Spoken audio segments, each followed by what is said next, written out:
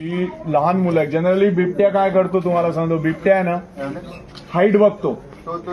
Height बघतो, किती उंच आहे, किती मोठं दिसतंय, त्याच्यावरती तो ठरवतो अटॅक करायचा की नाही. ही साईज पटकन तो अटॅक करू शकतो. आता अजून तरी ह्या बिबट्यानी, जे काय आपल्या एरियात बिबटे फिरत आहेत, त्यांनी कुठल्याही लहान मुलावर पण अटॅक केलेला नाहीये. तो फक्त डुक्कर किंवा असे लहान प्राणी खातोय. त्यामुळे धोका नाहीये, पण आपण काळजी घ्यायची. विशेषतः एवढ्या साईजची मुलं सांभाळायची. यांना एकटं दुकटं पाठवायचं नाही. मोठ्या माणसांनी पण कधी असं खाली बसायचं नाही. खाली बसलेले असाल चूल पेटवायला, गवत कापायला, तर तुमच्यावर अटॅक होऊ शकतो. उभे असाल, आणि उभे असल्यावर पण अजून तुम्ही, तुमच्याकडे काय वस्तू असेल, बॅग असेल, काय असेल, जॅकेट असेल, तर पटकन जॅकेट उघडायचं. जॅकेट पटकन ओपन करायचं आणि जॅकेट वर कर, पटकन वर कर, जॅकेट पटकन उघड, वर कर. असं, हा, हे बघ, हे बघ, हे असं झालं पाहिजे.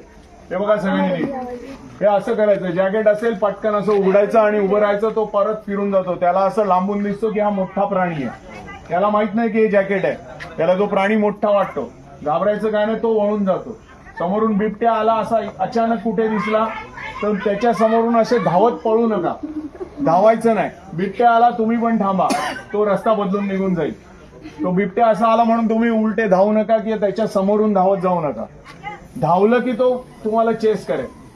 धावायचं नाही, बस थांबा, आवाज करा, कोणाला तरी बोलवा, आणि हे असं काय जे असेल ते वरती करा. एकदम मुख्य म्हणजे या लहान मुलांना सांभाळायचं. छोटी मुलं शाळेत सोडायला जा, त्यांना सोबत जा, व्हॅनमध्ये बसेपर्यंत त्यांच्याबरोबर जा किंवा मेन एरियात जा. रात्रीचं थोडीशी शेकोटी पेटवून ठेवा. थोडासा धूर निघेल आणि आग दिसेल, अशा प्रकारचं करून ठेवा. आणि मोबाईलवरती म्युझिक हे लावूनच बाहेर निघा. समुद्रावर पण जाणार असाल तरी गोंगाट झाला पाहिजे थोडासा. ओके. आणि उद्याला एक फटाक्याचा राऊंड घेऊन टाका पाहिजे तर अख्खा एरियाचा एकदाच. ठीक आहे.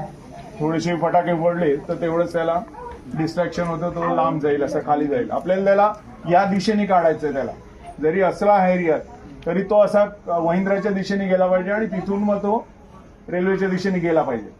एवढं तुम्ही सांभाळायचं. इथपर्यंत आला, इथे फिरलाय आणि प्रत्यक्ष पाहिलंय तुमच्या गावातल्याच माणसाने, म्हणजे 100% आहे तो. आम्ही शिक्के पण पाहिले आहे. तर काळजी घ्यायची, हलक्यात घेऊ नका. काही झालं नाही पाहिजे, कोणालाच काय झालं नाही पाहिजे, एवढी काळजी घ्यावी. मग तो जाईल, काही दिवसात तो जाणार. ठीक आहे. तर हे 2-3 दिवस आपण नेहमी येऊन चेकिंग करत राहू. पण तुम्ही लहान मुलांना सांभाळा, म्हाताऱ्या माणसांना सांभाळा. आणि हे मोबाईलवरचे हिरो लोक फिरत असतात ना, नेटवर्क शोधत एकटे, किंवा कोणाशी चॅटिंग करायला कॉर्नरला जाऊन बोलत असतात ना, त्यांना सांगा तसं करू नका थोडे दिवस, नाहीतर झालं. ठीक आहे.